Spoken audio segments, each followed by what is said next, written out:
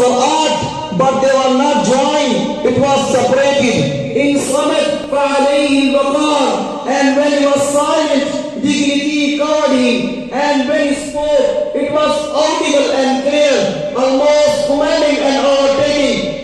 أجمل الناس وأبهرهم من بعيد from afar, the most striking and outstanding in appearance.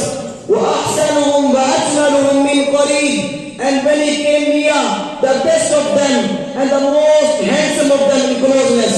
حلو المنطق, so such an exotic and sweet level of logic, like when he used to speak, it was so perfectly logical, it was smooth and easy to understand. فصل لا نصر ولا حظ, he was to the point, not excessive, not too short.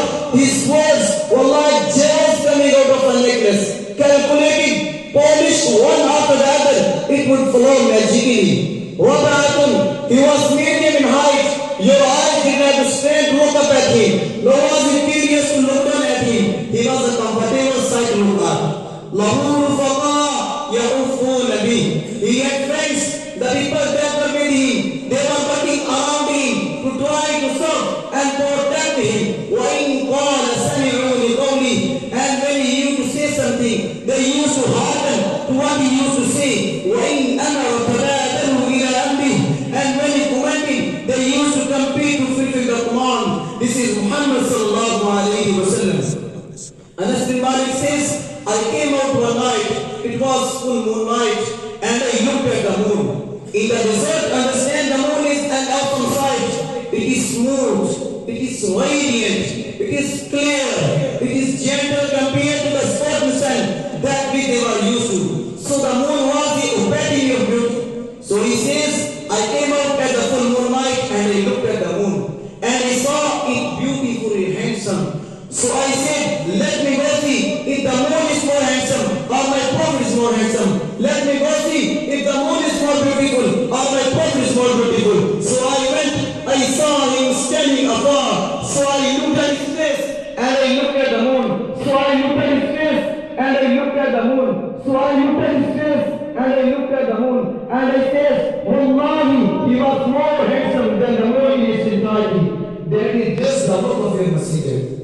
Aisha radiallahu ta'ala says, I was playing with the needle. My needle dropped in the grass. I couldn't find it. I said, Ya Rasul, I can't find it. He moved his face close, and I swear about the radiance of his face, I found my needle. And the Prophet sallallahu alaihi wasallam was mind-bogglingly handsome, but his handsomeness was covered with baqa in jalal wal haiba. The Sahaba say, when we used to sit at his feet, two feelings conflicting would come into the heart. The first one, you wanted to look up at him. You wanted to behold the majesty of his face. When you wanted to look up, shyness used to outeat you, so you used to look down. Amr ibn As says, I sat with him many times, but if you ask me to describe his face, I can describe it. I wouldn't be able to look up shine, I wouldn't be able to look up at him out of his majesty and riverless. I couldn't look up at him. And that is why he didn't have the problems Yusuf alayhi salam had. Because it was difficult to penetrate and the awe and the splendor of the Rasul. Wa akhiru da'wana alhamdulillahi rabbil alamin.